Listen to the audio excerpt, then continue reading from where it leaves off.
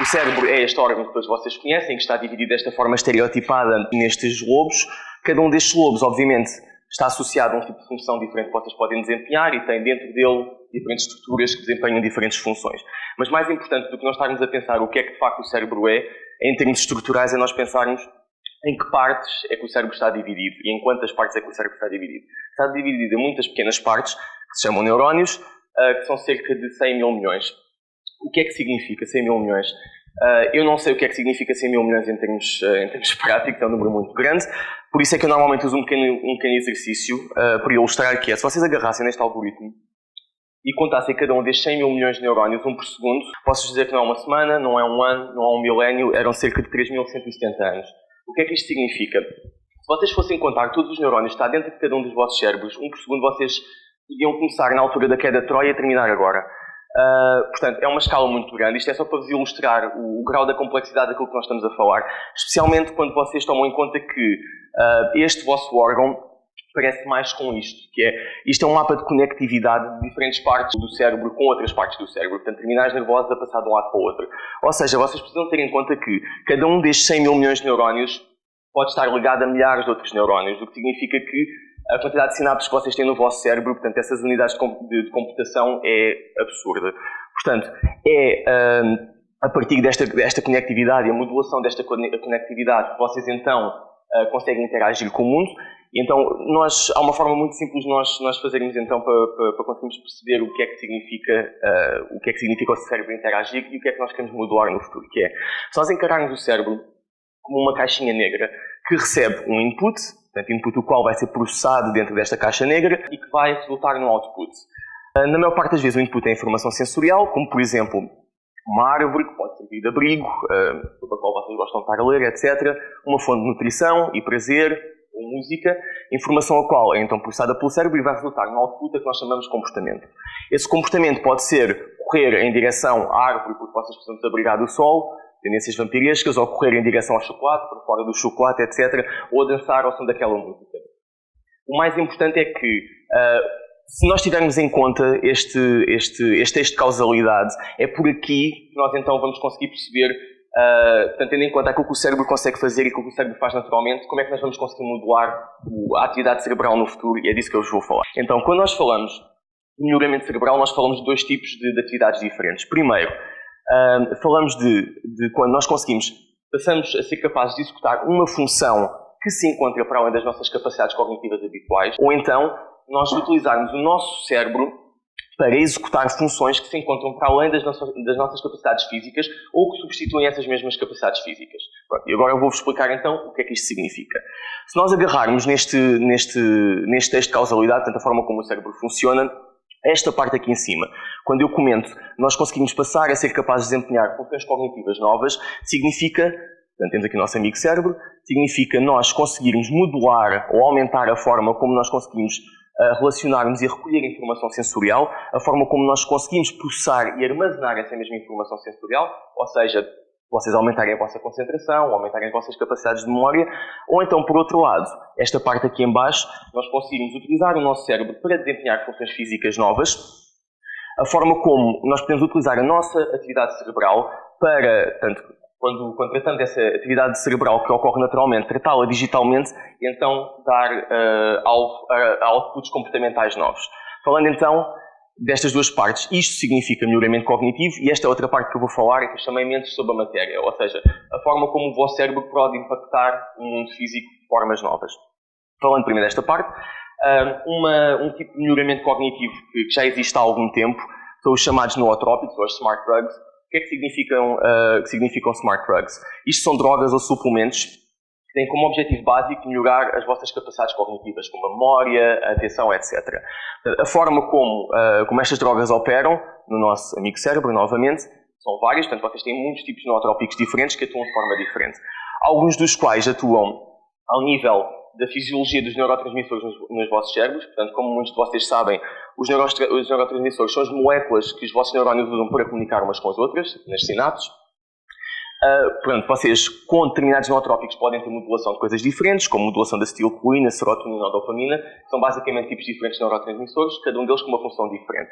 Vocês tomam estas drogas e vocês conseguem mudar o balanço neurofisiológico do vosso cérebro, modulando a vossa capacidade de dormir, os vossos índices de felicidade, etc. Os nootrópicos podem também atuar ao nível da vasculatura cerebral, ou seja, modificando a forma como diferentes partes do vosso cérebro vão receber energia e vão receber oxigênio e, portanto, aumentando a atividade ou a possibilidade de atividade em diferentes partes do vosso cérebro, conseguindo aumentar as funções que essas partes têm, ou então mesmo ao nível da neuroproteção. Portanto, alguns dos nootrópicos, ou que podem ser entendidos como nootrópicos muito famosos, são as coisas que vos protegem de radicais livres e, portanto, protegem os vossos neurónios e possibilitam que eles continuem a funcionar bem. Mas entrando agora na parte mais, quer dizer, para mim, pelo menos mais divertida, menos sobre a matéria.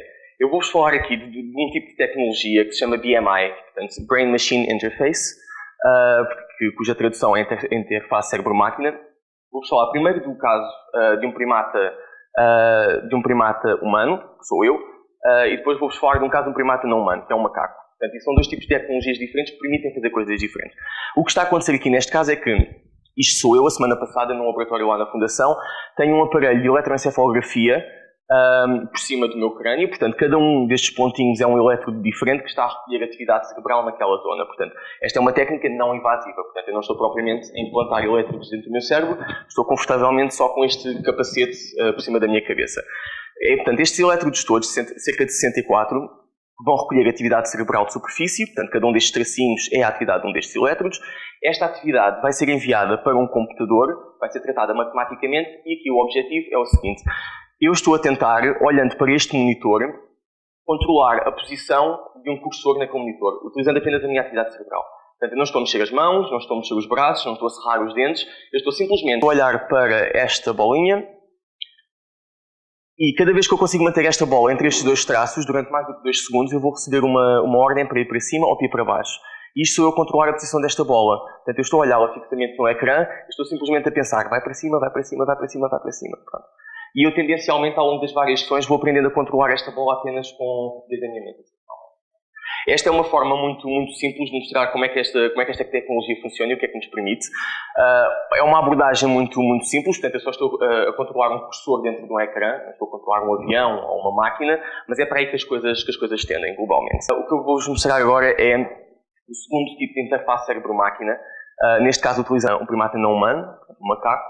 O que está a acontecer aqui é que o tipo de tecnologia que eles estão a utilizar na University of Pittsburgh, é mais invasiva. Portanto, este macaco tem uma série de elétrodos implantados cronicamente no seu cérebro. Portanto, não é uma técnica de superfície, como o eletroencefalograma. O que acontece é que este macaco tem os elétrodos implantados no seu córtex motor. A atividade neuronal a qual está a ser enviada para um computador e ele está a controlar um braço robótico, apenas com desdobramento novamente. Portanto, ele não está a mexer-se. Pronto. Então, o que vocês têm aqui os elétrodos. Essa atividade é enviada para um computador e ele basicamente está a controlar este braço robótico. Portanto, os braços físicos do macaco estão aqui. Portanto, ele está aqui em pé, da vida.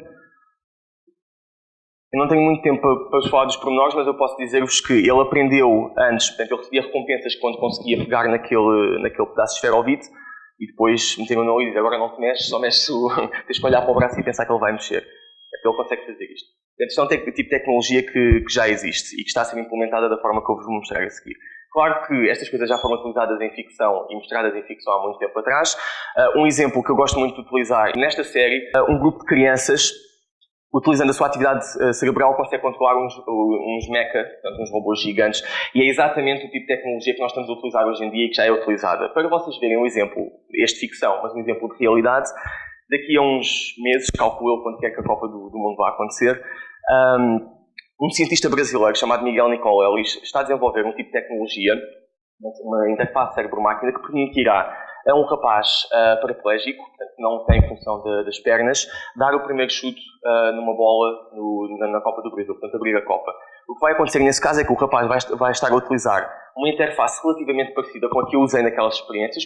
Portanto, essa interface vai estar a recolher informação neuronal do rapaz, enviar para um computador que ele tem nas costas e que vai estar a controlar um exoesqueleto que vai estar a cobrir as pernas dele. A ideia é o rapaz entrar com uma interface parecida com esta, entrar no campo, a andar sozinho e dar um pontapé na bola, portanto, com as equipas flanquear. Isto vai ser feito aqui a uns meses, portanto, se correr bem, há de correr bem. Portanto, isto acontece agora e já existe. Eu vou-vos só falar de um último exemplo de um tipo de tecnologia que também pode ser considerada de potenciamento cerebral ou melhoramento cerebral, neste caso recuperação, que se chama TMS, Transcranial Magnetic Stimulation, ou estimulação magnética transcraniana. Neste tipo de tecnologia, que já está a ser corriqueiramente utilizada em terapêutica hoje em dia, vocês têm este coil no qual está a ser passada uma corrente elétrica bastante tensa que provoca a formação de um campo magnético muito, muito localizado. Portanto, esta interface é uma coisa que vocês seguram assim na mão e vocês localizam sobre a parte do cérebro que vocês querem modular. Portanto, o que este campo magnético vai fazer é vai ativar os neurónios que estão na camada cortical imediatamente por baixo.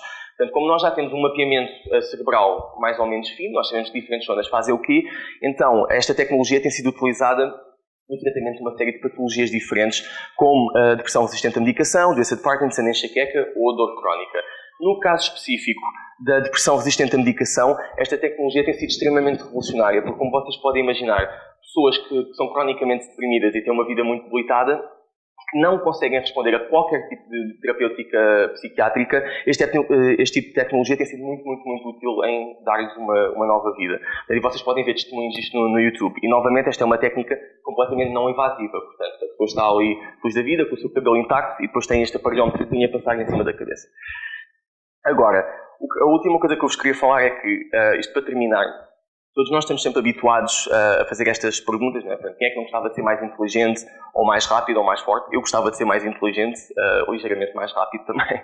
Mas vocês têm que se lembrar que, para além destas tecnologias todas que nós estivemos aqui a falar, o vosso cérebro basicamente é isto. Portanto, esta é uma estátua na camada de Miguel Ângelo, mas é uma metáfora perfeita para a forma como o vosso cérebro funciona. Dependendo daquilo que vocês fazem com a vossa vida, das experiências a que vocês se propõem, das coisas que vocês leem, vocês vão esculpindo o vosso cérebro aos poucos. E o vosso cérebro é o vosso filtro da realidade. É o que vos permite metabolizar a informação à vossa volta e aquilo que vos permite, então, aprender e ter ideias geniais ou o que quer que seja.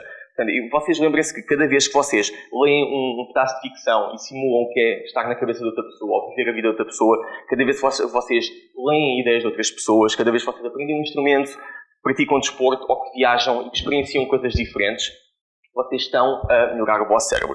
Porque viver uma vida rica de experiências é de facto melhoramento neuronal. Obrigado.